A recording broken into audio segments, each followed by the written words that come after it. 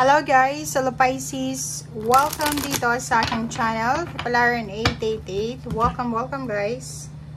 Alamin natin ang new moon in Taurus ngayong May 7, 2024. So, tingnan natin kung ano yung gustong ano ba yung makukuha mong energy ngayong new moon in Taurus. Pisces, new moon in Taurus. Simula ngayong May 7, 2024. So, ang energy na to, pwedeng for the whole month or pwedeng from May 7. Okay. Okay, first three cards natin are pala New Moon in Aries, Balsamic Moon, Fixed Moon. Pisces, first card, it's time to take action. Okay? So, may posible kang kailangan na gawa ng action or decision making. Siguro marami kayong mga iniisip, maraming plano, or kung ano pa man. And, nakikita natin dito na kailangan mo ng action. Okay? So, possible dito na mayroon kayong mga gustong gawin, mga plano sa buhay, nagpa-procrastinate kayo, hinahangyo yung mga plano nyo, or nagdadalawang isip kayo. Dito sa barahang to, as New Moon in Aries siya, as fire sign Aries, sinasabi ng barahan na to na kung gusto mong matupad, kung ano yung gusto mong matupad sa buhay, gawin mo ang nararapat as soon as possible. Dito din, sinasabi ng baraha sa'yo na kung gagawa ka ng action, make sure na ito talaga yung gusto mo. Hindi yung napipilitan ka lang, or hindi yung dahil sa na-pressure ka lang, or dahil sa ito yung gusto ng mga tao sa paligid mo. Okay? Ang nakikita ko sir dito, since emotion naman kasi yung full moon and new moon meron ka na gustong alisin sa buhay mo. Boundaries ba? Gusto mong mag-set ng boundaries sa paligid mo. Maraming mga tao sa paligid mo na tinitake for granted yung boundaries na nilalagay mo. 'Di ba? So, kahit sabihin mo sa kanila, hindi ako pwede ngayon, pipilit at pipilitin ka pa rin nila. And, dito sinasabi, it's time to take action na. Kung ayaw mong masabotahe yung peace of mind mo, kung palagi kang available sa mga taong yan, palagi kang nakikisama, walang mangyayari.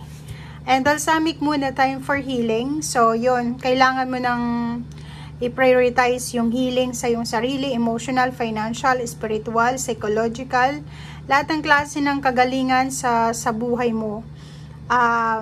Ay posibleng mangyari ito simula ngayong May 7, 2024. So, kung nangangailangan ka ng healing sa iyong financial, unti-unting magkakaroon ng healing yung financial mo.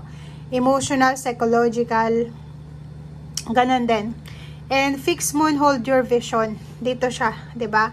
Kung gagawa ka ng action, make sure na yung action na to, ito talaga yung gusto mo.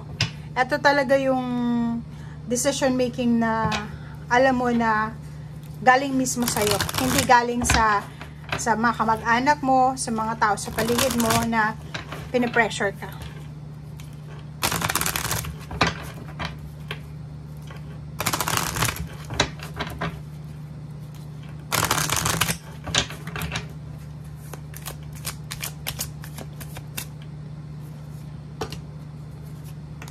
Okay, Pisces. Second card natin is mayroon kang 4 cards dito. Last quarter moon in Scorpio. Reveal what needs to be seen. Diba? Huwag mo nang itago. If ever may mga tao dyan sa paligid mo na gumagawa ng hindi maganda laban sa'yo, kung talagang hindi mo gusto yung ginagawa nila, sabihin mo sa kanila. Okay? Isipin mo na kailangan mo ng peace of mind. Hindi ka magkakaroon ng peace of mind as long as na hinahayaan mo lang yung mga taong ito na gawan ka ng masama. Reveal what needs to be seen. may tinatakpan ka, ugali ng mga tao sa paligid mo, masamang ugali, masamang behavior, unhealthy habits, huwag mo nang takpan. Kasi, ikaw yung magsasuffer niyan eh. Diba? And same din dito, water sign din, full moon in Cancer, last quarter moon in Scorpio. Huwag kang matakot. Ano ba yung kinakatakutan mo? Alisin mo yung takot mo, harapin mo yung katotohanan, harapin mo kung ano yung kinakatakutan mo. And new moon in Leo, shine. And new moon in Pisces, ganun din, attune to the divine.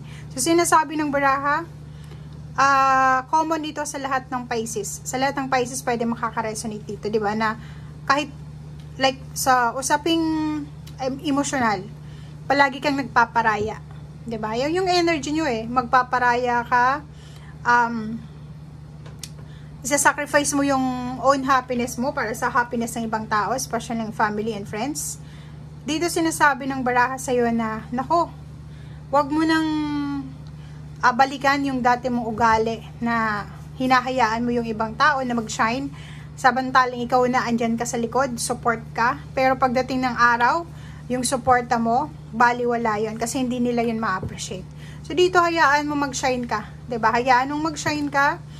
And yung connection mo sa universe, sa ating Panginoon, sa divine, mas paigtingin mo pa, mas gawin mo pang stronger, 'di ba? Kasi yun lang naman yung importante sa iyo eh. Ang kailangan mo sa ngayon is protection and guidance from the divine.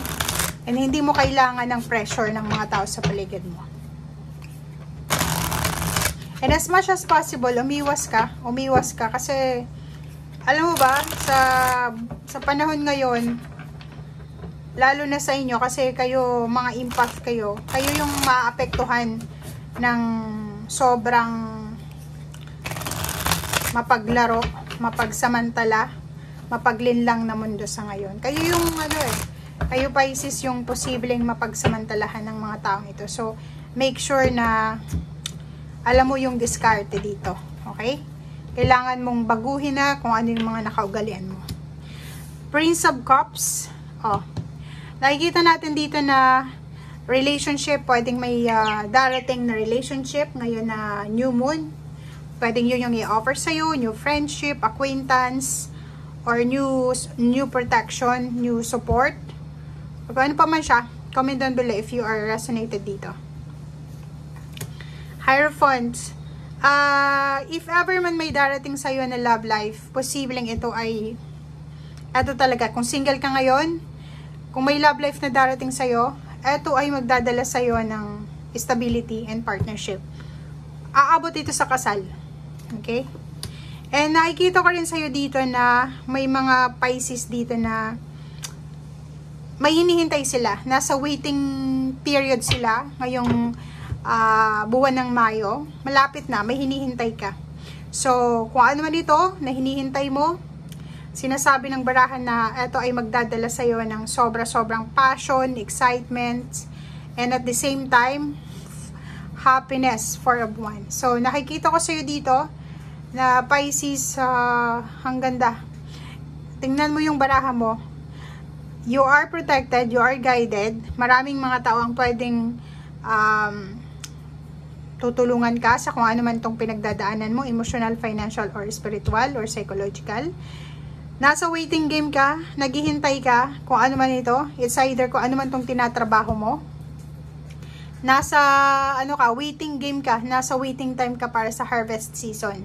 So, ibig sabihin, ginawa mo na, trinabaho mo na. Like, naghihintay ka siguro ng pera, ng retirement. It's either kasal, it's either matapos yung bahay na pinapagawa mo, it's either panganganak, pagbubuntis, it's either graduation, housewarming, house blessing, or kung ano man to na sinasabi dito sa Four of Wands. Ang Four of Wands is stability, security, balance, harmony, prosperity, and abundance sa buong pamilya, mapa financial man, or emotional. Okay? So, 1, 2, 3, 4, 5 cards ang nagsasabi sa'yo na simula ngayong May 7, 2024, sobrang magiging smooth yung emotional mo. If kailangan mo ng guidance, kailangan mo ng support system, may mga taong willing na supportahan ka. If kailangan mo ng trabaho, darating yung tamang trabaho para sa'yo. And lahat ng sacrifices mo, lahat ng mga duties and responsibilities na ginawa mo from your past, ay ibabalik sa'yo ng universe ng tenfold. Okay? And sa family, magiging sobrang saya ang pamilya mo.